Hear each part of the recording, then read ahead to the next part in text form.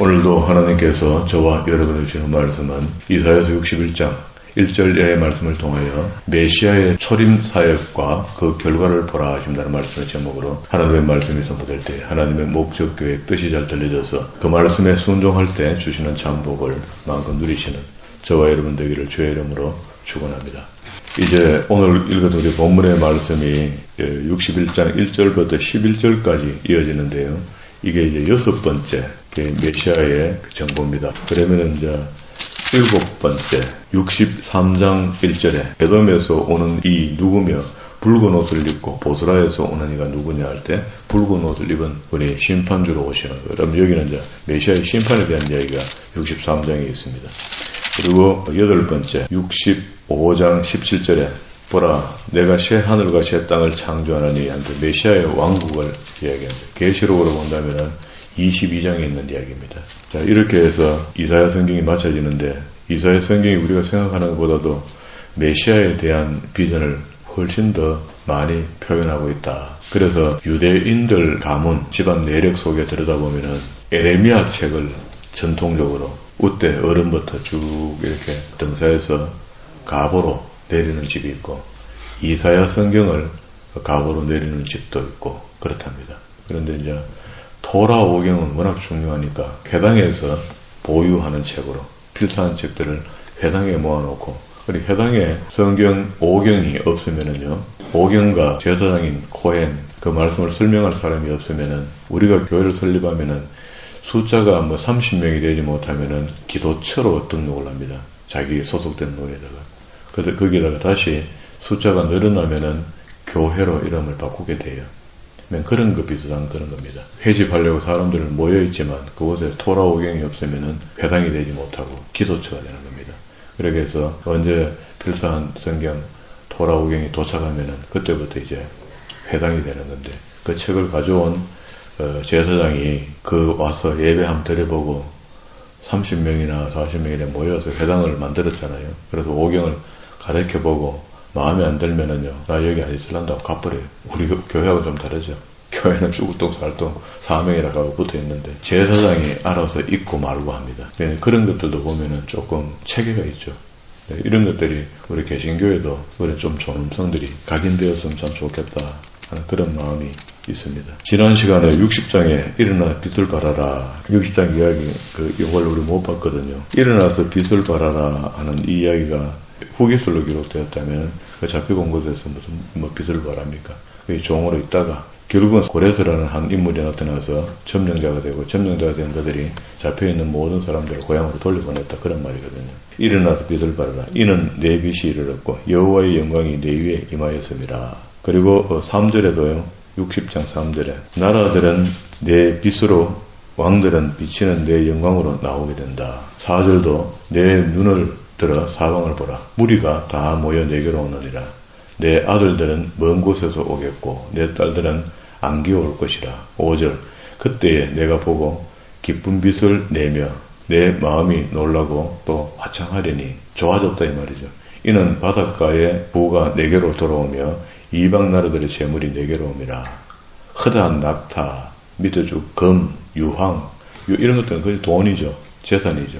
유황을 가지고 와서 여호와의 찬송을 전파할 것이며 7절 게달의 양무리는 다 내게로 모일 것이요 느바웃의 순양은 내게 공급되고 내 제단에 올라 기꺼이 받음이 되리니 내가 내 영광의 집을 영화롭게 하리라. 영광의 집은 예루살렘 성을 얘기하는 겁니다. 그러면은 지금 바벨론에 있다면은 이들이 돌아와야지 빛을 바라며 돌아와야지 이런 예배가 회복되는 거죠. 8절에 저 구름같이 비둘기들이 그 보금자리로 날아가는 같이 날아오는 자들이 누구냐? 바벨론을 포로로 잡혀갔던 사람들이 돌아온다. 그 섬들이 나를 악망하고 다시스의 배들이 이 섬들이 이런 말들이 자주 나오는데 세계 만방이 그렇게 되는 날을 보고 부러워한다. 그런 의미가 되는 것 같아요.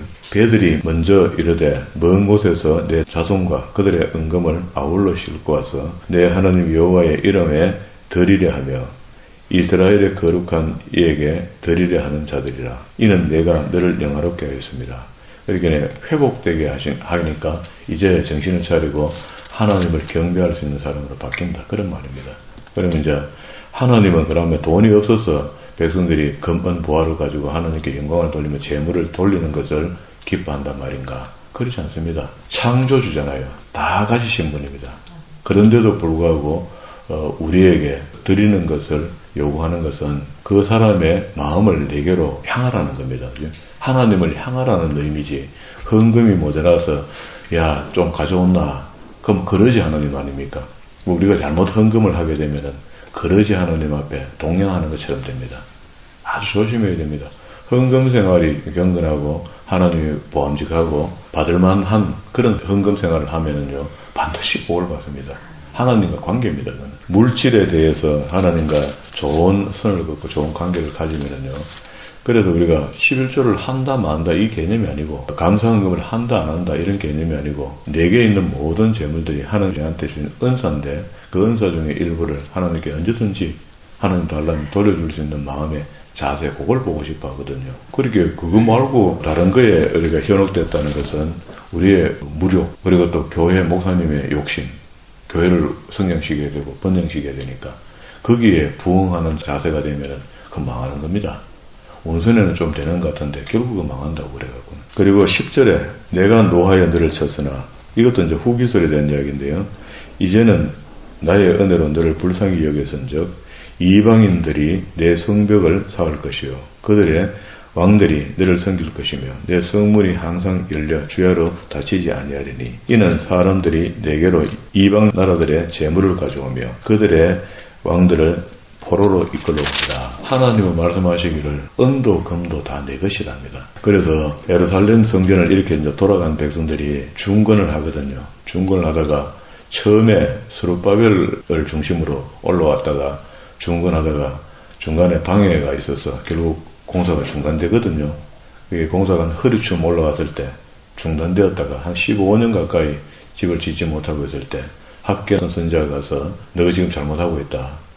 하나님의 사역을 왜 이렇게 하냐 하고 책망과 위로를 듣고 그들이 다시 공사를 재개하거든요. 재개하게 될 때 그게 이제 막상 재개하려고 하니까 건축비가 없는 거야. 처음에 가져왔던 건축비를 가지고 전부 자기 집 짓는데 다 써버린 겁니다. 공사가 중단되니까 자재를. 그러니까 돈이 없으면 쩔쩔 매고 있으니까 그때 금돈도 다 내 것이다. 학계선지자를 입을 통해서 하나님께서 말씀하시거든요.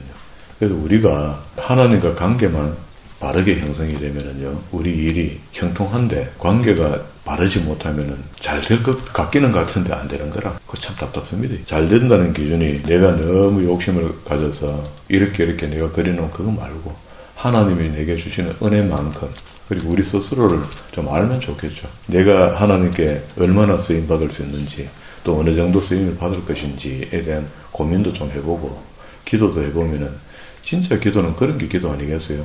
하나님께 내가 어떻게 쓰임받을 것인가, 어느 정도 쓰임받을 것인가, 얼마나 쓰임받을 것인가, 이런 것들에 대한 궁금증을 가지고 기도하다 보면 그만하면 족하다 하면 땡큐 하고 그렇게 열심히 살면 되고 조금 더 주시겠다 하면 할렐루야 하고 받아서 더 많이 하면 되고 그죠. 그래서 많이 받는 것은 우리한테 사실은 부담입니다. 많은 일들을 해내야 되거든요. 그래서 뒤에 가면 이제 파수꾼에 대한 이야기가 나옵니다. 여기는 지금 이방인들이 성벽을 쌓게 되고 대신 일해준다 이 말이죠. 왕들이 너를 섬길 것이며 왕들이 뭐 한다고 이스라엘 백성들을 섬기겠습니까? 재물들을 가져오며 왕들을 포로로 이끌어옵니다. 쭉 내려옵니다.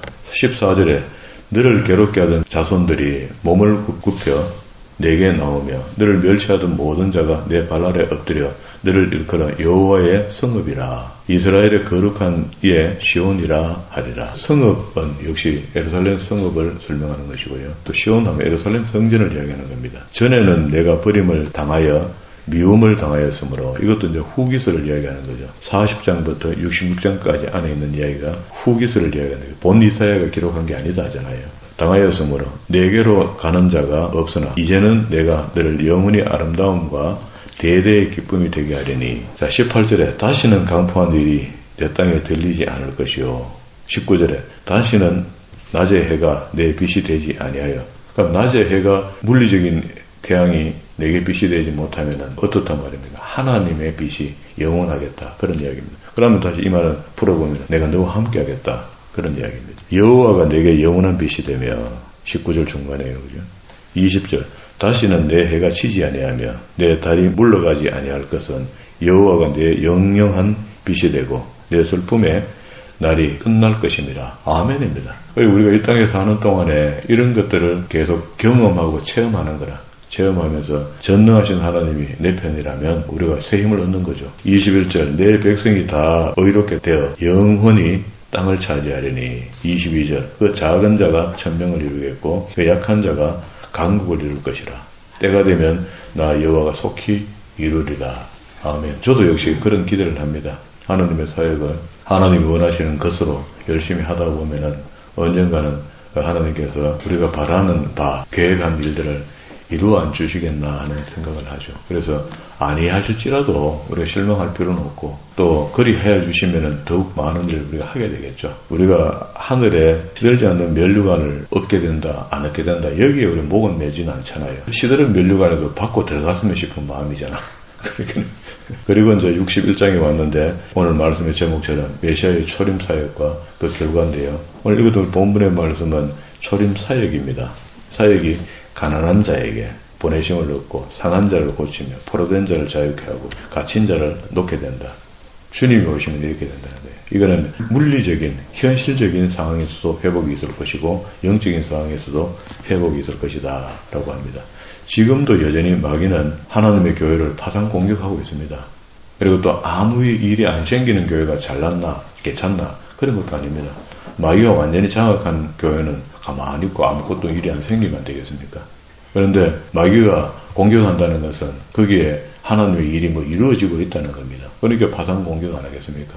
우리 교회가 말씀 가리키는 교회다 하니까 신천지가 들락날락했거든요.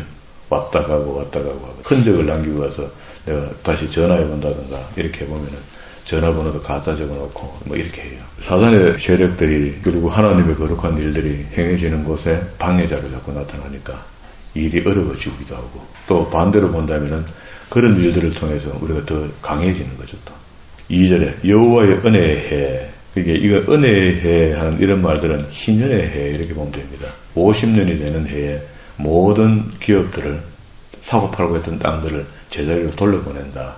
빚도 없는 것을 퉁친다. 빚이 많이 있지만 그 해가 되면은 빚이 제로가 된다. 그런 말입니다. 이게 하나님의 희년입니다.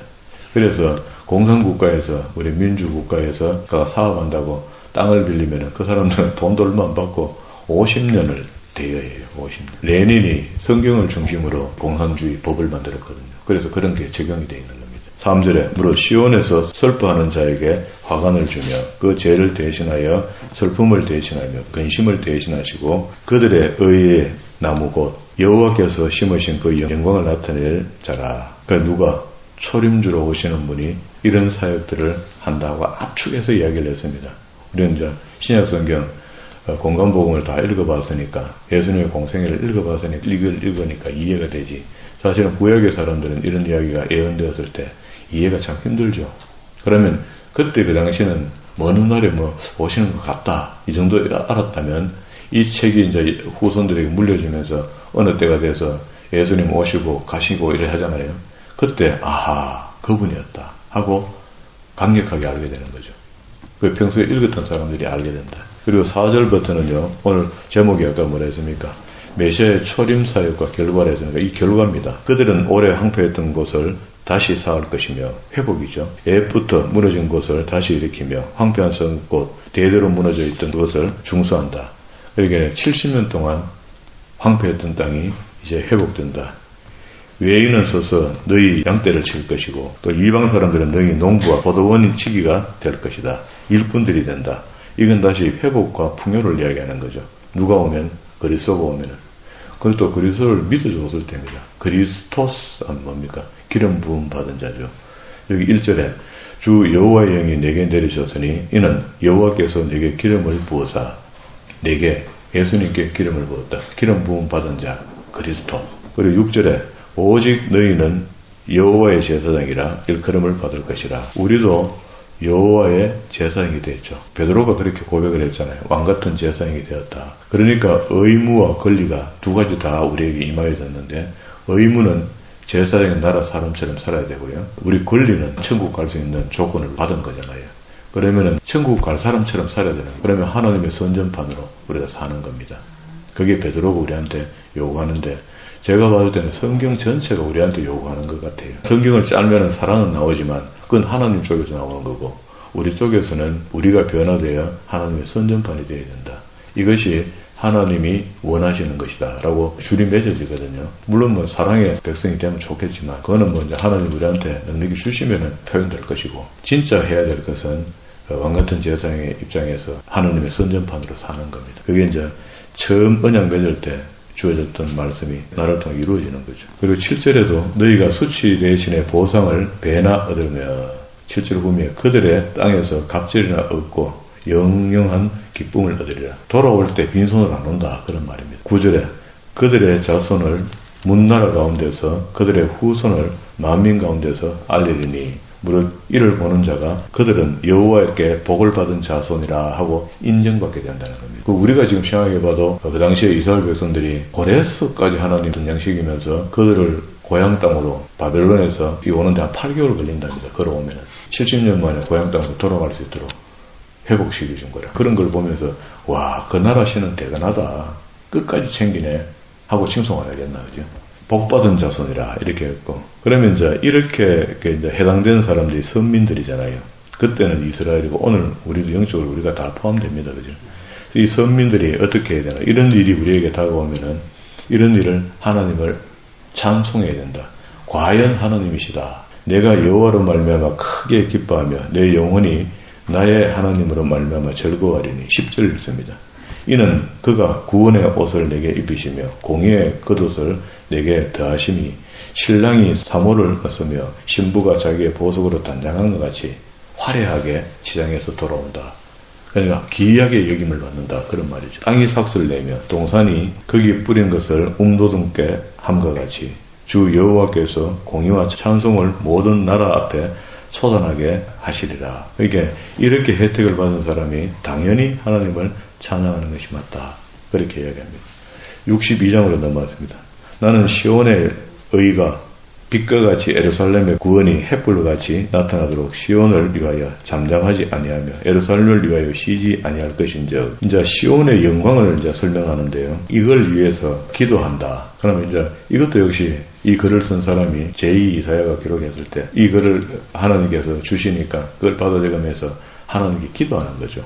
그렇죠. 시온을 위하여 잠잠하지 아니하며 예루살렘을 위하여 쉬지 아니할 것인즉, 우리는 뭐 주시면 땡큐입니다, 아멘입니다 하고 엎드려 들 건데, 이 하나님이 하시는 일을 보면서 감사와 찬양과 존귀를 드린다. 그때 우리의 고백이 필요한 거죠. 기도가 필요한 겁니다. 이방 나라들이 내 공의를 묻 왕이 다 내 영광을 볼 것이요 너는 여호와의 입으로 정하실 새 이름을 일컬음이 될 것이며. 4절 다시는 너를 버린 자라 부르지 아니할 것이며 다시는 내 땅에 황무지라 부르지 아니하고 오직 너를 헵시바라 하며 내 땅을 뷰울라라 하려니. 뷰울라 하는 말은 결혼한 사람이고, 헵시바는 히스기야 왕이 15년의 생명을 연장받고 난 뒤에 처음에 젊었을 때 시집온 이 헵시바라는 왕비가 뭔가 왕이 꺼린 바가 되어서 함께 하지 않았어요. 놔뒀던 사람인데 급하니까 이 왕비를 불러들여서 아이를 낳게 됩니다. 그때까지 아이가 없었으니까 대를 이을 왕자가 없는 겁니다. 그러니까 헵시바를 빨리 불러들이는 것을 표현하면서 이제 이 이야기를 여기다 적용한다는 것은 바벨론에서 급하게 예루살렘으로 불러들인다, 그런 의미를 우리는 설명드려야 하는데, 그들은 어떻게 해요? 이 이야기만 받아 대표를 하는 것을 읽으면 오, 하나님께서 헵시바처럼 그렇게 원상복구시키는구나. 뷰울라라, 결혼한 여자라 하려니 이는 여호와께서 너를 기뻐하실 것이며 내 땅이 결혼한 것처럼 될 것임이라. 마치 청년이 처녀와 결혼한 같이 내 아들들이 너를 취하겠고 신랑이 신부를 기뻐한 같이 내 하나님이 너를 기뻐하시리라. 완전한 회복이 되는 거죠. 그러면서 이렇게 돌아온 사람들에게 요구하는 것이, 이제는 정신 차리고 바로 살아야 안 되겠나, 그죠? 예루살렘이여, 내가 너희 성벽을 위하여 파수꾼을 세우고 그들로 하여금 주야로 계속 잠잠하지 않게 하였느니라. 너희 여호와로 기억하시기에 한 자들아, 너희는 쉬지 말고. 7절 또 여호와께서 예루살렘을 세워 세상에서 찬송을 받게 하시기까지 그로 쉬지 못하게 하라. 그게 누구를 쉬지 못하게 하라 합니다. 이스라엘이 돌아오고 이스라엘 백성들이 하나님의 나라의 파수꾼이 되도록 사명을 줬는데 그 사명을 끝까지 감당하라. 그런 말이죠. 그러면 오늘 우리 장로의 직분으로 사명을 줬고 권사로 줬고 집사로 줬고 성도로 줬고 목사로 줬으면은 그 파수꾼의 사명을 하나님의 별담부대잖아요. 하나님의 일꾼이 됐다는 거. 그러면 이들이 우리가 잘 해야 되겠죠. 잘 해야 되는데 그걸 뭐 하다가 말다가 뭐 싫으면 차 아프고 이렇게 해갖고 무슨 그게 복이 되겠습니까? 우리가 룰이 있습니다. 복을 받는데도 좀 룰이 있다고요. 하나님께서 일방적으로 주시는 것도 있지만 우리가 해야지 주시는 게 있거든요. 그러면 우리에게 먼저 네가 내 말을 들으면 하나님께서 원하시는 게요. 기브민 될 겁니다. 좀 해라 하면 내가 해줄게. 안 한다 우리는. 아무것도 안 하고 맥타랑하면서 내놔라 하는 겁니다. 그러니까 못 주죠. 그런 상황에서 주면은 또 사고 치거든요. 여기 끝에다가 에스겔서 3장 17절로 간다고 뒤에 책은 봅시다. 에스겔서 3장에 가면은요, 16절에 7일 후에 여호와의 말씀이 내게 임하여 이르시되 인자야 내가 너를 이스라엘의 파수꾼으로 세웠으니 너는 내 입에 말을 듣고 나를 대신하여 그들을 깨우치게 해라. 자, 이게 에스겔에게 주신 파수꾼의 사명인데요. 에스겔뿐만 아니고 모든 선지자들에게 똑같은 사명을 준 겁니다. 파수꾼의 사명을 준 거거든요. 그럼 현재 지금 목사님들이 해야 될 일이 이 일을 지금 하라는 겁니다. 그게 뭐를 하나 하면 이게 이제 정리를 해보면 이렇습니다. 하나님의 사람들을 교회에 모아놨단 말이죠. 어떤 식으로 이제 하나님께서 모라가 일로 이어놨거든. 이어놨으면 그들에게 하나님을 가리키는 일을 하라. 이게 목사의 책임입니다. 그게 사명이야. 나중에 뒤에 가면은요, 33장에 가면 듣든지 안 듣든지 여호와의 말씀을 일하라고 얘기하라는 겁니다. 만약에 그걸 안 하면은 책임을 니한테 묻겠다. 아주 심각하게 이야기해요. 물론 에스겔에게 주신 사명 맞습니다. 그러면 에스겔이라는 선지자가 받았던 사명이 오늘 우리 모두에게 다 적용이 되죠. 우리가 사명을 받았다는 겁니다. 그래서 우리의 책임을 다해야 되는 겁니다. 그래서 여기서 보듯이 8절에 가령 내가 악인에게 말하기를 너희는 꼭 죽으리라 할 때에 내가 깨우치지 아니하거나 말로 악인에게 일러 그 악한 길에 떠나 생명을 구하게 하지 아니하면 그 악인은 그의 죄악 중에서 죽으려니와 그런데 이걸 전하지 않는 사람에게도 탐사를 묻는다는 겁니다. 뻔히 보고 저 사람이 잘못되어 가고 있는데 저 사람이 예배만 회복되면 될 것 같은데 싶어서 그렇구나 하고 놔두는 게 아니고 가서 애살 있게 이렇게 해야 됩니다 하고 얘기해 주라는 거야. 그리고 그 사람이 듣든지 안 듣든지는 그 사람 책임인데 하나님의 파수꾼에서 하면은 그 일을 하라는 거야. 그러면 내가 그 핏값을 내 손에서 찾을 것이고 또 19절 내가 악인을 깨우치되 그가 그의 악한 마음과 악한 행위를 돌이키지 아니하면 그는 그 죄악 중에서 죽으려니와 너는 생명을 보존하게 된다. 우리 입장에서 이렇다는 겁니다. 하나님이 왜 이런 말씀을 하시나 하면은요. 세상이 다 구원받는 걸 원하신다는 거야. 공입니다. 하나님의 공이. 그런데 예수 믿는 너희들만 사랑한다 하고 우리만 사랑한다 이렇게 안 하신다고. 우리는 마음에 그럴 것 같은데 하나님 그렇게 안 하시고 전부 다 사랑하고 전부 다 구원받기를 원하지만 그래 악한 영이 들어가서 그에 헤매면서 사탄의 편이 돼서 대적자의 졸개가 되어서 거짓을 하고 있으니 그들을 한번 설득해 보라는 거예요. 잘못된 것을 지적해 주고 보라는 거예요. 그러면 듣고 회개하고 돌아오면은 다행이고 안 돌아오면은 그 파수꾼의 사명이 그렇다는 거예요. 듣든지 안 듣든지 전해봐라는 겁니다. 일단. 그럼 33장에 나오겠죠. 여기는 또 어떻게 표현하는가. 여호와의 말씀이 내게 임하여 이르시되 인자야 너는 내 민족에게 말하여 이르라 가령 내가 칼을 한 땅에 임하게 한다. 한번 해보자. 그 땅 백성이 자기들 가운데 하나를 택하여 파수꾼을 삼아 그 사람이 그 땅에 칼이 임함을 보고 파수꾼이 서서 보고 있다가 저기 온다 하고 알려야 되는데 캐봐서 자들 움직이겠나. 내 몸이나 근신하자고 쑥 피해버렸어. 나팔을 불어 백성들이 경고하되 그들이 나팔 소리를 듣고도 정신 차리지 아니하므로 그 임하는 칼을 제거함을 당하며 그 피가 자기의 머리에 돌아갈 것이라. 다시 6절 그러나 칼이 임함을 파수꾼이 보고도 나팔을 불지 아니하여 백성에게 경고하지 아니하므로 그 중에 한 사람이라도 그 임하는 칼에 제거당하면 그는 자기의 죄악으로 말미암아 제거되는 게 맞는데 그 죄는 내가 파수꾼의 손에서 찾겠다는 거예요. 두렵죠 이거는요. 그래서 우리가 아무나한테 친절히 하려 하는 것이 아니고 하나님의 복음을 든 사람은 이 사람이 듣든지 안 듣든지 내 앞에 오면은 최선을 다하여 왜곡된 복음을 바르게 잡아주려 하고 도와주려 하고 설교로 설득하고 이해시키고 이렇게 하는 겁니다. 그러면 이걸 이제 이거 목사님 했던 소리 또 한다 이게 아니고 목사님이 얼마나 지금 그 사명을 잘 감당하고 있다.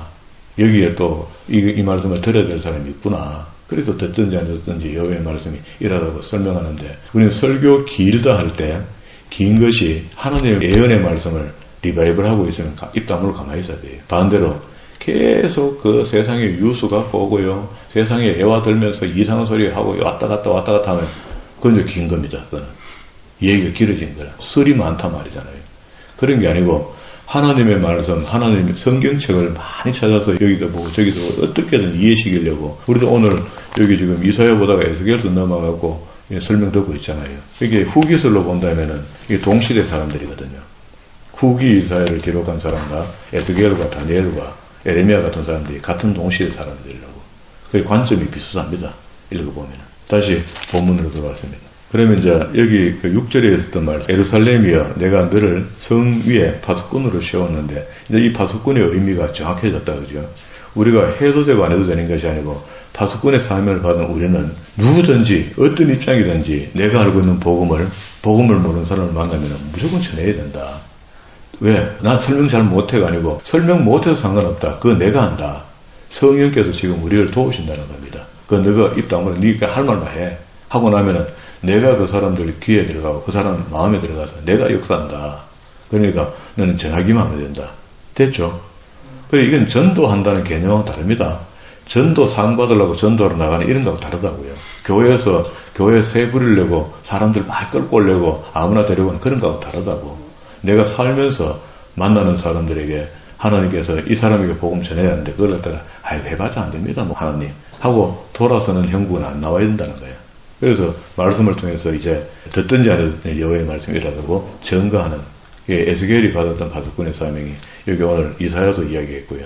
성경 아마도 전부 다 이런 얘기 할 겁니다. 그리고 10절에 성문으로 나가라 백성이 올 길을 닦아라. 거기 나갈 것도 없고 돌아올 것도 없고 아직도 지금 바벨론 포로로 잡혀 있는 상태에서 잡혀가지도 않는 상태에서 이사야 성경은 그렇거든요. 그래서 이게 후기설입니다. 이런 것들은. 12절에 사람이 너를 일컬어 거룩한 백성이라 여호와께서 구속하신 자라. 우리가 저 사람 정말 하나님 사람 맞네. 이 소리 듣는 게요. 얼마나 힘들며 또 그 소리 듣는 게 얼마나 영광스러운 것을 이런 상황을 속에서 우리가 읽어볼 수 있는 거거든요. 우리가 걸어가도 저 사람은 하나님 믿는 사람 맞다. 저 사람 예수 믿는 사람 맞다. 저 사람 장로 맞다. 저 사람 권사 맞다. 저 사람은 목사 맞다 하는 그런 칭송받는 소리가 있다면 그게 무엇하잖아요. 믿지 않는 사람이 믿는 사람을 향하여 내가 믿는 사람이니까 나를 향하여 믿지 않는 사람이 복을 빌어주면 그게 최고의 복이라잖아요. 우리끼리는 맨날 뭐 축복합니다, 사랑합니다 하고 복을 속으로 말로는 합니다, 속으로는 시기하고 질투하는 마음으로 복을 빌고 그런 복이 어떻게 임하겠습니까? 그거는 그 사람이 입으로 자기 복도 못 빕니다. 그런데 제가 한번 그런 경험이 있습니다. 그 치료봉사 한다고 한 7년 동안 그렇게 지하철에서 일할 때 믿지 않는 사람이 중간에 간간히 섞여와요. 믿는 사람 중심으로 봉사를 했는데 오면은 그 사람들은 꼭 와서 옛날 어른들의 속설이 있거든요. 침은 공짜로 안 맞는다 하면서 단돈 1,000원이라도 헌금하고 가겠다고 절대 하지 마라 하거든요. 하지 마라 하면은 그래도 그런 게 아닙니다 하고 막 기꺼이 엮고 하는 거야. 그래서 이거 하면 안 됩니다 하고 몇 가지 설득을 하면서 그러지 말고 돈을 손에 쥐어주면서 돌아가서 목사인 나를 위해서 기도해달라고, 이 사역을 위해서 이렇게 얘기하면 그거는 그냥 하는 기고 그렇게 받아라. 그래서 내가 그때 그 할머니들이 와서 믿지 않는데도 불구하고 당연히 그는 목사님이 복 받으려 하는 거 아닙니까? 그 복은 당연히 받아야 되고 이것도 받아야 됩니다. 이렇게 설명하는 거예요. 그런 할머니의 소리가 참 복되다 이런 마음이 들어요. 진짜 우리가 예수 믿는 사람이 예수 믿는 사람을 복 비는 것보다 믿지 않는 사람이 믿는 사람을 향하여 비는 복, 그건 오리지널이다. 하나님이 그것도 기도하면 들으시고 응답하실 것이라는 겁니다. 그렇게 살면은 끝입니다. 그렇게 살면은 우리를 감당치 못하죠. 그런 복을 받으려면 어떻게 해야 됩니까? 뭐 봉사하고 헌신하고 사랑하고 절제하고 해야 되는 거죠. 그런데 뭐 바람이 팽팽 돌고 해봐요. 그런 소리 하려나. 그러니까 말, 언어, 눈빛 이런 것들이 전부 다 신의 성품에 참여하는 자가 될 수는 없습니다. 감히 될 때까지 애쓰고 힘쓰는 저와 여러분 되기를 주의 이름으로